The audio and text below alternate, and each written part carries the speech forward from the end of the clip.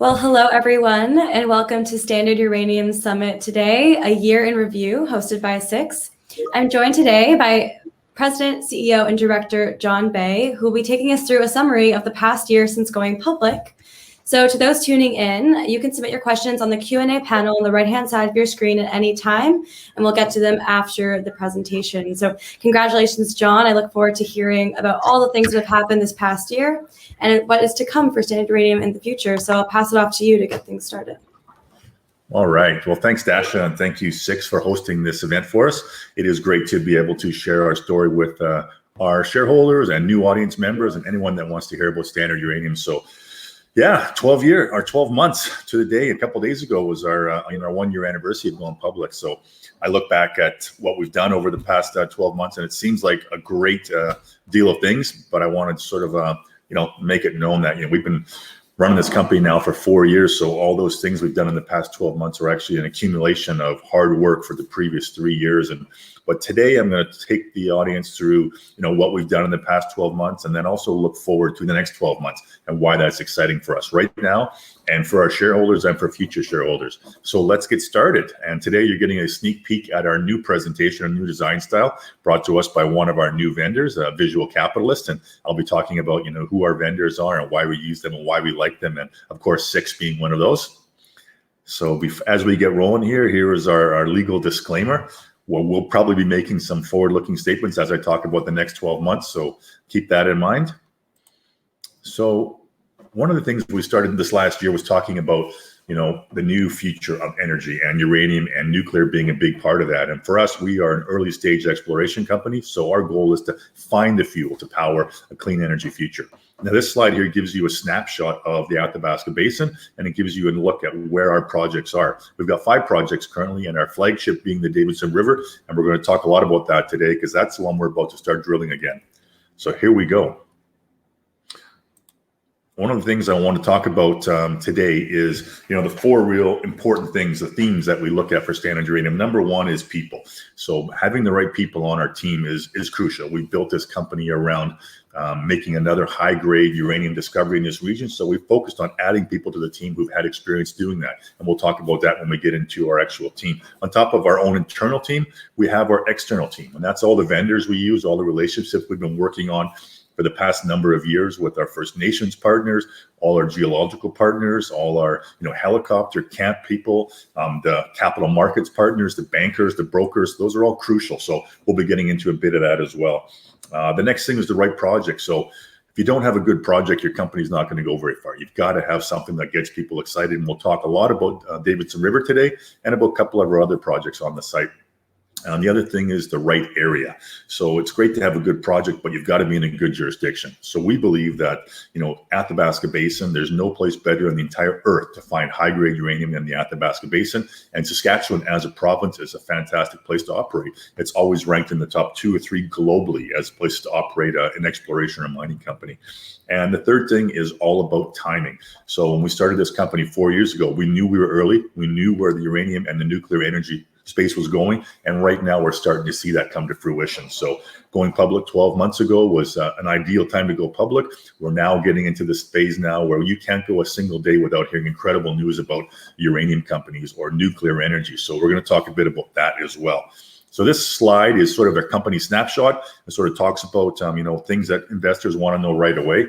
Number 1, let's talk about going public. So 12 months ago, we took this company public. At the time, we were a private company, a market cap of $5 million. We went public. A share price was 15 cents at the time. And at that point, we had a lot of great things we wanted to do within the year. First thing we wanted to do was drill our Davidson River project, but we needed to get funding for that. So we started with the capital raise right away, and we raised $4.5 million. That was led by Red Cloud Securities, and 8 Capital was part of the syndicate. That one had some nice 25-cent warrants attached to them as well. And then fast forward, we go ahead into the summer and we started phase 1 drilling. So we drilled the Davidson River project, and I'm not going to get too much into that because we'll cover a few slides on that later.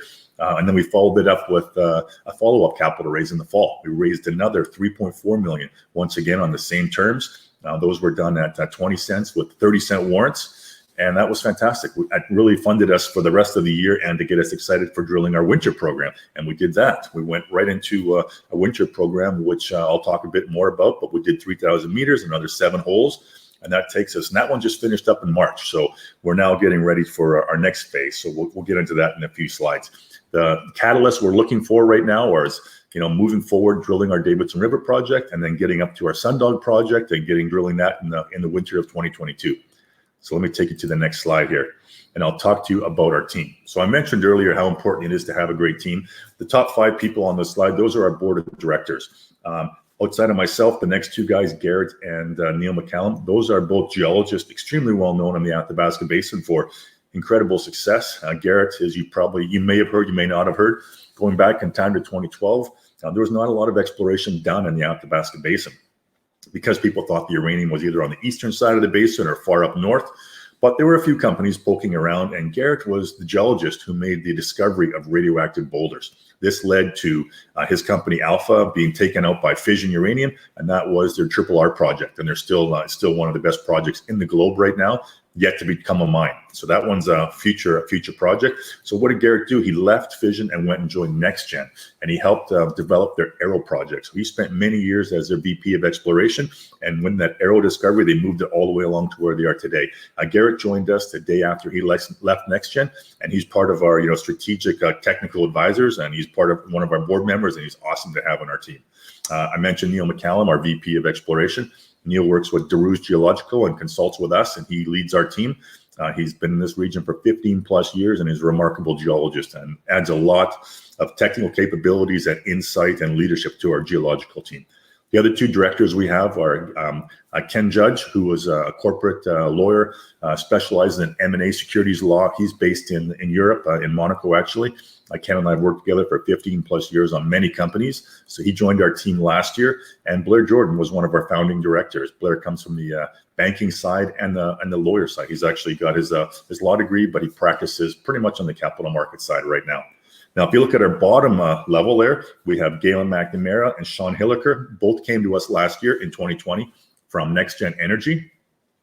Galen is now the CEO of Summit Silver, and he is part of our technical team. He was with Garrett and worked quite closely on the Arrow deposit. So he's a fantastic, another set of eyes to be able to explain to us and talk with our technical team about what we're seeing at our Davidson River project.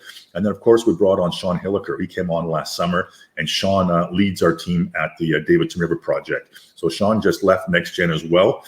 Joined our team this past summer, and he spent his last 5 years working on the Arrow project, doing his master's degree, which was just published actually just recently in the last few weeks. So great to have Sean leading our team there. And you can see Martin Bajic, our CFO. He's a very capable CFO, works with many junior companies in the TSX Venture and CSE, and a very strong CFO. And in November, December last year, we added Lori Thomas as our VP of Investor Relations. Anyone who's been in the uranium space knows Lori. She's been working in this space for, I think, 12, 13 years, 10 years with Cameco, a few years with UEX, and now she's been with our team since November, December. So a wonderful team focused on uranium discoveries in the Southwest Athabasca Basin, and couldn't be prouder of the team we're adding.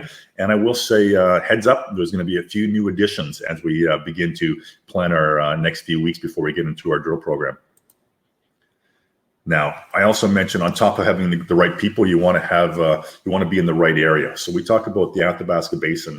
Some people call it the Saudi Arabia of the uranium space, because this is the best place in the world to find high-grade basement-hosted uranium. If you look at this slide, you can sort of see where all those deposits are around the Athabasca Basin, the high-grade ones. It's a very mining-friendly jurisdiction. It's got a huge skilled labor force. Infrastructure is there. The government is fully behind it. First Nations are really behind mining in this region, and it's got high-grade uranium, and scales much higher than any other place in the world. So if you make a discovery in this region that's economic, it's remarkable. So that's why we're working in this region. Right, Jon, I understand things are changing in Saskatchewan in regards to the First Nations. Could you speak a bit about that and tell us why it's so important?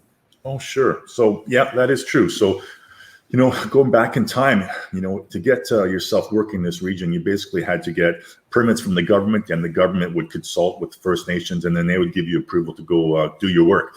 Now it's becoming, in the past 6 to 12 months, we're seeing a lot more First Nations group want to have personal consultations with the companies. There's a group that looks after the entire North called the Yatanini Group, and they basically represent all the far North First Nations groups. So that's been going on for some time. So when we work in our Eastern Basin projects or our Sundog projects, we work directly with the Yatanini Group, and that's going wonderful for us. We've got all our permits for our Sundog project, but we're not going to start drilling until we have a proper engagement process and signing of agreements with them, and that's in the process right now, so we're really happy about that. Now in the southwest corner, we work with the Clearwater River Dene Nation. Chief Clark has been a wonderful person to work with. We have a strong relationship. There's some videos of us talking about a relationship on some of our social media stuff, but working with the Clearwater Dene Nation has been great, and we stay at their Big Bear camp. We employ a lot of their people for all the things we do at the camp, and some of the fuels we buy, the equipment we use, laborers. So it's something that just keeps getting stronger and stronger. So we're really happy to be working with them. So it's great to hear. Not all companies have got the same relationships. So it's really important to watch for what's going on. Are companies building strong relationships with their First Nations partners? Are they getting their permits? Are they getting work done? Or are they sort of stuck in limbo? Those are things to sort of keep an eye on with other projects. Thank you. I'm also looking at some of the questions rolling in from around the world here, and I want to take time to say hi to all those investors whose names I see popping up on the side there. Thanks for joining in today, and everyone for asking questions if you have some later on. So let's talk a bit about the timing and talk about the uranium macro story as a whole. I think investors who are following the uranium space probably haven't been in a happier space for a long time. The amount of information that is rolling out now every day from the nuclear side and from the uranium side is just remarkable. So we're now starting to see the other side of the COVID-19. We're starting to see it, really starting to slow down, and operations around the globe are opening up again. Cameco put their Cigar Lake mine back in action, and they have their news releases today and their conference call talking about how things are safe and looking to move forward. I think we're seeing the same thing at Kazatomprom over in Kazakhstan. So for us, we're going to be operating our, another summer drill program in northern Saskatchewan, and we believe things are getting safer and safer. Saskatchewan is actually has a wonderful roadmap to when they can open everything back up, and it looks like by July they could have no restrictions in place, which is actually remarkable. One of the things we're seeing right now, I think a lot of people have heard that there are, uranium companies who are actually going into the spot market and buying physical uranium. I've never seen that ever. So that is a huge sign that people are bullish as to where uranium is going. We also had, you may have heard, UPC was just taken over by Sprott recently. So Sprott stepping into the uranium space and going to be taking over that fund says, it's remarkable. I can't wait to see that play out. It already had an increase on the spot price when that started coming out.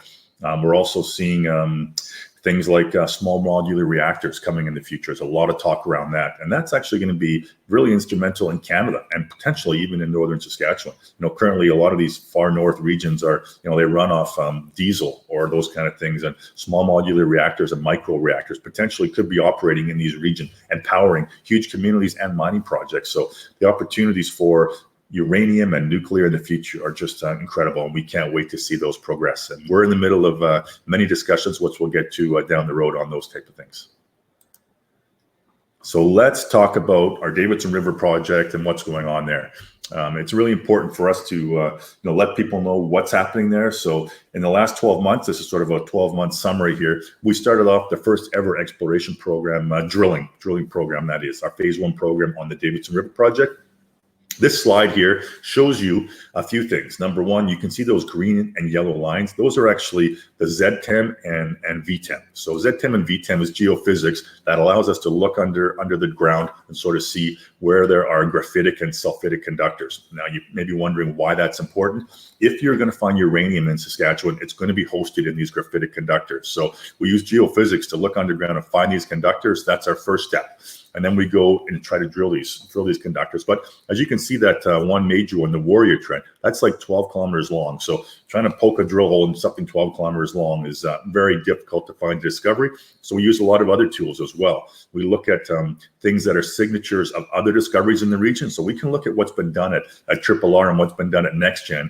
And because we've got a lot of the same geological staff who've been there and done that, it's very easy for us to take that technology and use it on our project. So we were looking for things like offsets and breaks in these conductors. We were looking for bright spots. We were looking for cross-cutting structures. We were looking for changes in dip direction. And we plot all those into our software, our 3D models, and that identifies drill targets. So we started our phase 1 drill program, and we did 5,600 meters last summer. And that gave us 13 holes and really got us started on the exploration on the Davidson River Project. This next slide sort of shows you, where those holes were in the Warrior Trend. So to date, we've done 20 drill holes on this Davidson River Project, and 19 of those have been done in the Warrior Trend. 13 last summer and 6 this winter. 6 this winter, in the Warrior Trend. And what's exciting about that is we're still getting the assays back from the Saskatchewan government. SRC. So we expect to have those assays back towards the second half of May. They're very busy, so we anticipate, it'll be just a few weeks away. But we're not waiting for those to get started on our summer drill program. We're actually going to get started on June 1st, maybe a couple days earlier, and we're going to start drilling on our St. Trend. So let me take you through to what that's going to look like. So last summer we did almost 5,600 meters. This winter we did just over 3,000 meters. You can see on this slide here where we were drilling at. Those blue holes are the ones we did most recently. Now, what is exciting is this the St. Trend up here in the northeast. That is the one that our geologists believe, looks the most like the Arrow deposit, just on the geophysics from that reason. So we're going to be hitting that trend first. We're going to be putting our first 4 or 5 holes into this summer, and that's going to be exciting for our shareholders to see how those drill holes come out. And as I go ahead to this map here, this is sort of talking about what's going to happen this summer. So we have got 4 major trends on our project. We have our St. Trend, a Warrior, a Bronco, and our Thunderbird. We've done 19 of our 21st holes on the Warrior Trend. We're going to be doing another, 5 or 6, 7 or more holes on that Warrior Trend. But we're actually starting with 5 or 6 holes on the St. Trend. And then we're going to get in the second half of the program, we're going to get over and test the Bronco Trend and the Thunderbird Trend, who haven't had a single drill hole on them yet. So this is pretty exciting for our geos to be able to go and go to new zones we've never been before and sort of see what's in these drill programs. So that's something to look forward to. And of course, our shareholders can look forward to all kinds of great social media, all kinds of videos, and all kinds of news over the summer. We're going to be there for 4 months, all of June, July, August, and into September. So there's going to be a lot of content coming from our company as Sean and I are doing the, John and Sean show, giving our videos of what's happening at each drill program and what's happening with our drillers and in camp and on the helicopters. And there's so many exciting things happening over the summer here. So things our shareholders can look forward to. I don't want to get into Sundog yet, so I'll stay on this slide for a bit. If there's any, questions from the audience about, our drill programs and what's happening this summer, I'm sure this might be a good time to get into those, or we can wait till the end of the presentation and I can really open it up to more questions.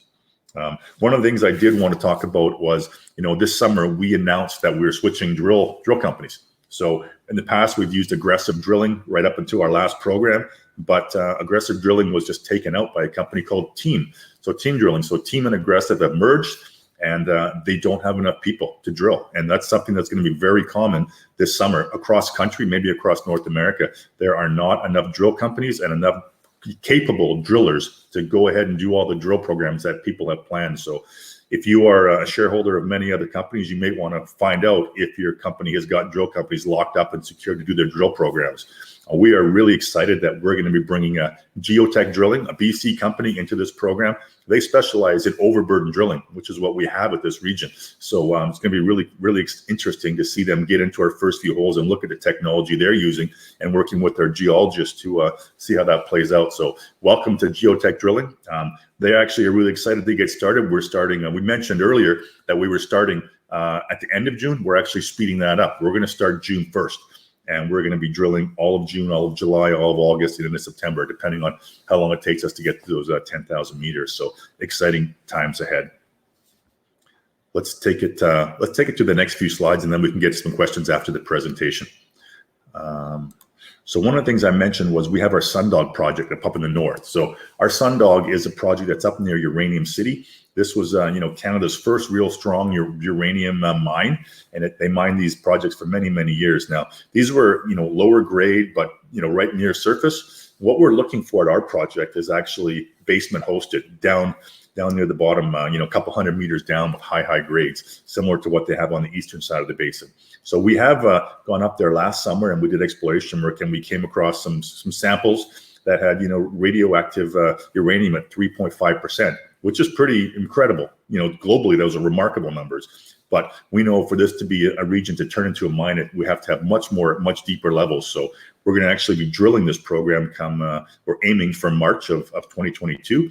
We're going to be going up there in January and doing ground gravity and getting our drill target set. And then fingers crossed, everything goes smoothly. And we'll be drilling in March of 2022. So that is exciting times ahead. On top of our Sundog project, we also have our Eastern Basin project. So we have our Ascent and our Canary and our Atlantic projects. They're on the eastern side of the basin where, close to, ISO Energy's Hurricane project, which is getting a lot of excitement recently, probably one of the best exploration discoveries in the past few years. And this is the side of the basin where you have, Cameco has their Cigar Lake and McArthur River. So there's a lot of exciting projects over on the eastern side, and we haven't even had a chance to get to these ones yet. So watch for us exploring these ones in 2022 and 2023 as well. And now as I take you to our next slide, you can sort of see some more corporate information. Our share price today, I think we had a pretty strong day today. We went up to about 24.5 cents, which is pretty nice to see. A nice steady movement upwards in the past few weeks. We are trading, people may look at our volumes and see that we're trading, 500,000 shares a day if you include all the exchanges together. So there's great liquidity in our company. Our market cap is just, somewhere in the 22, 23 million range, which is still quite small. And it's because we're pre-discovery. We haven't made that discovery yet, but we're super excited about the drill programs we're doing and, what can happen to a share like ours. And if we make a discovery, it could be remarkable for our shareholders. A couple things to notice. Also in 2020, actually, it was just in the 2021, we announced our OTC listing, and we knew we are now trading in the US. One of our big pushes for next year is to do more marketing and get more exposure in the US and really tap into the retail market in the US. And our OTC listing will help with that. On this slide, you can see some of our strategic shareholders. So if you look at that, you can see, Sachem Cove and L2 Capital and Tribeca Investment Partners.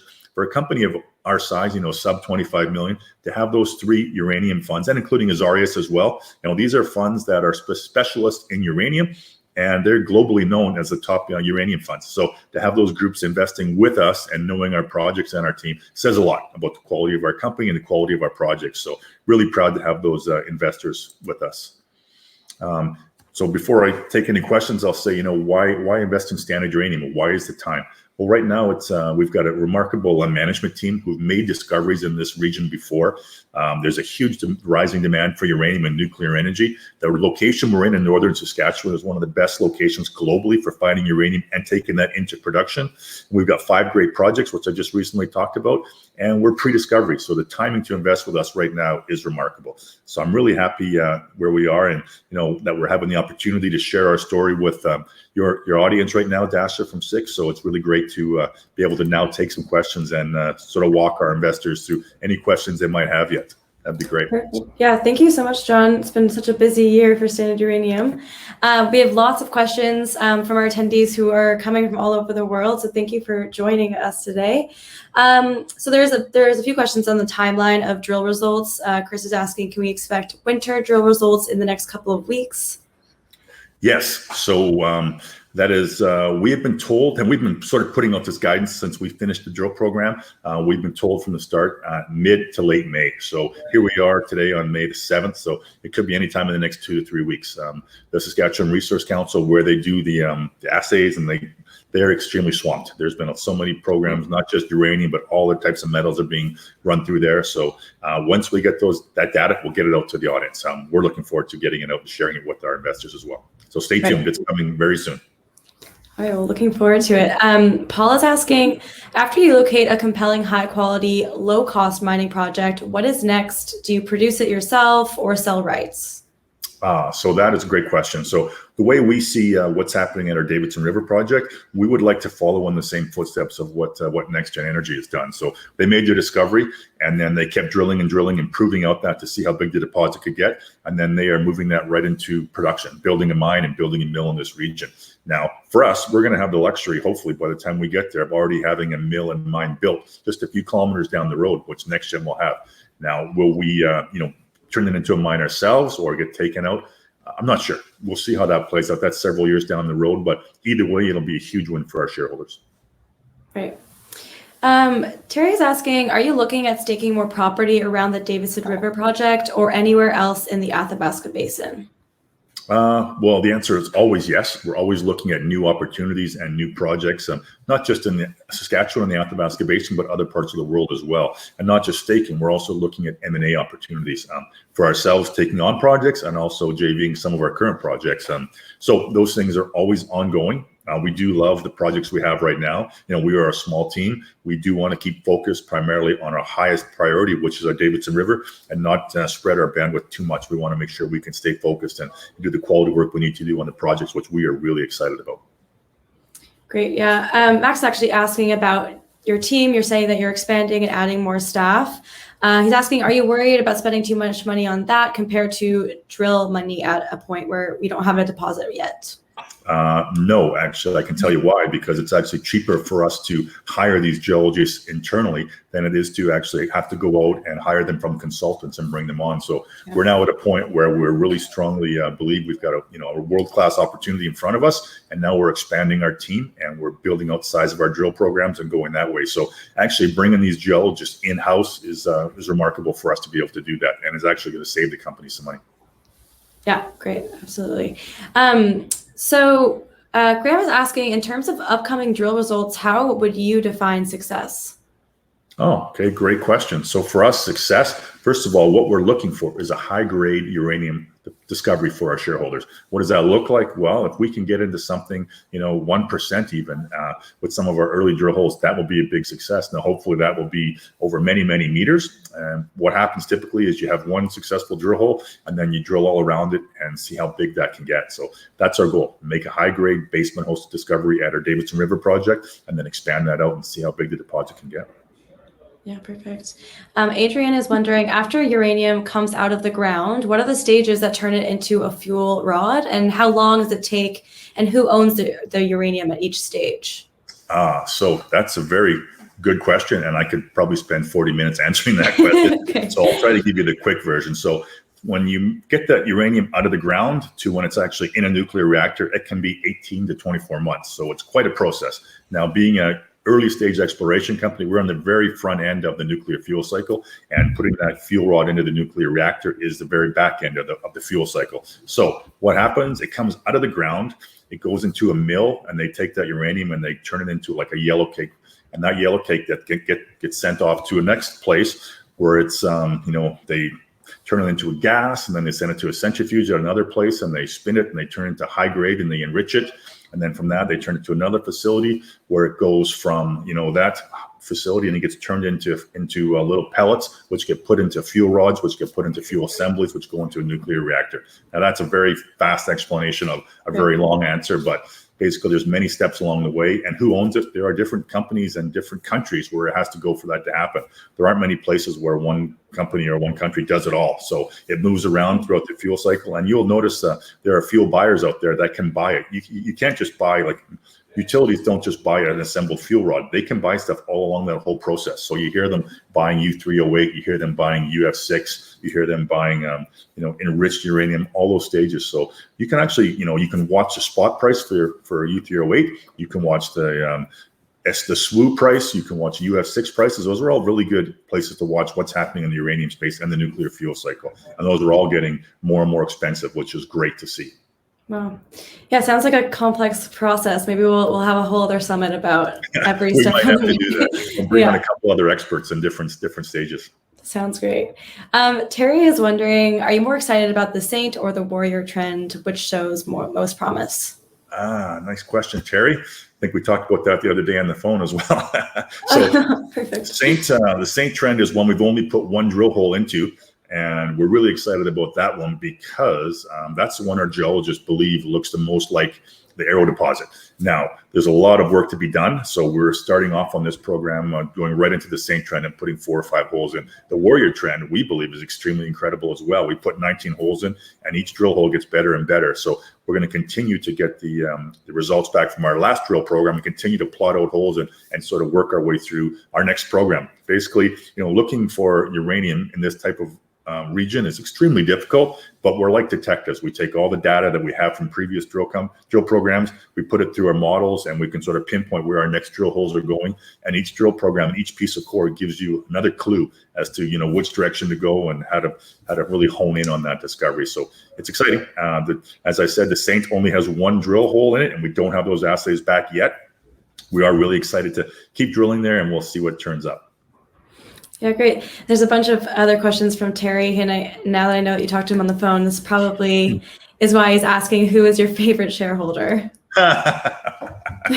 Pretty good question, Terry. Well, we've got so many that we love on the retail side, but we break down as shareholders in many ways. We've got our institutional shareholders. I talked about some of those ones, the fund managers that are really supportive of us and are known globally. And it's really important that, for us to be able to point to institutional shareholders, because they take a really deep dive into our project and our people, and they really, they get really intense on everything you're looking at. So when they come back and they invest with us, it says a lot, and it gives retail shareholders a lot of comfort to be investing alongside with those. Now on the retail side, it's really important to continue to expand our retail network and to get our message in front of the retail audience and have those shareholders coming back. I mean, we have almost 93 million shares out, and we're trading between 500,000 to 1 million shares a day. So that's a lot of churn, and a lot of that is the retail shareholders, because institutions typically don't sell. They're more longer term positions.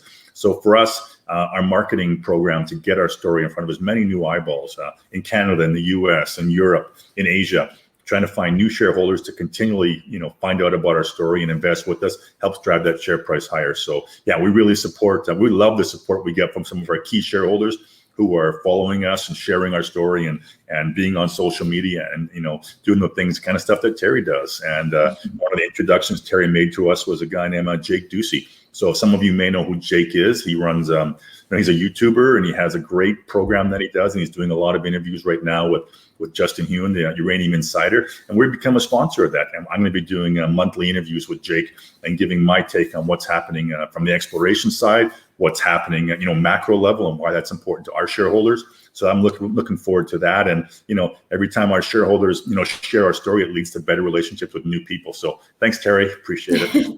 And of course, we love to send out our hats and ball caps and t-shirts to our shareholders, and love seeing them posting pictures of themselves wearing those on social media as well.